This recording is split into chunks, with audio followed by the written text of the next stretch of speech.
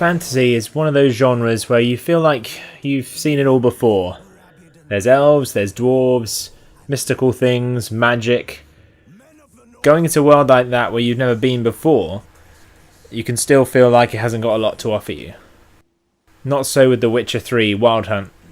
The previous couple of games were well respected but not blockbusters, whereas this game has blown everything out of the water when it comes to RPGs on current gen.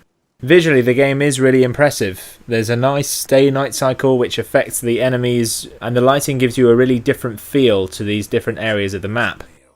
In the game, you're a prosecuted minority, similar to the mages in Dragon Age.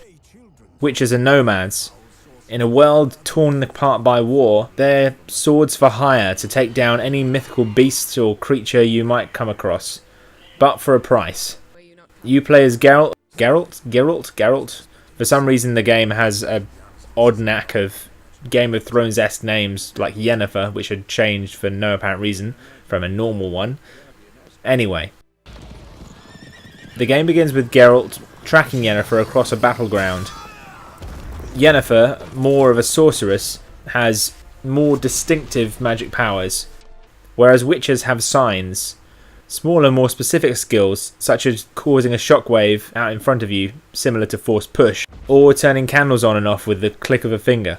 These little tweaks might not sound like much, but they do make a difference in combat, where you can throw things in to throw the enemies off, and often expose their weaknesses.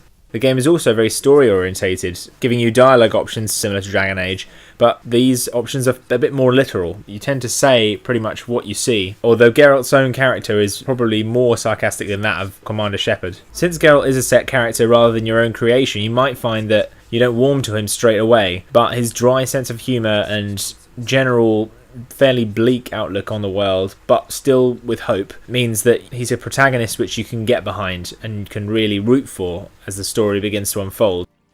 Witcher senses are another aspect of the character where there's similarities with other games. In this case it's the Arkham series and the detective mode. Holding the left trigger will expose tracks and other information vital to you completing your missions. The game's scale is certainly vast. Reportedly some 30 times bigger than its predecessor, the largest and most well-realised game on current-gen consoles to date.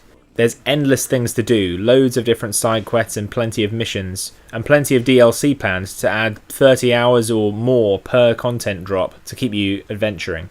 There are a few niggles, such as the inability to walk fast for some reason. You're either tiptoeing along or running.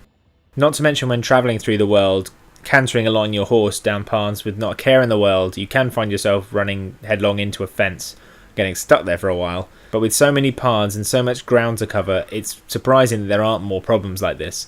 In all, the game is well worth picking up, offering a substantial gaming experience for your money, and really with no other contenders on the horizon, it stands to be the benchmark for RPGs going forward on current gen. So saddle up and get exploring.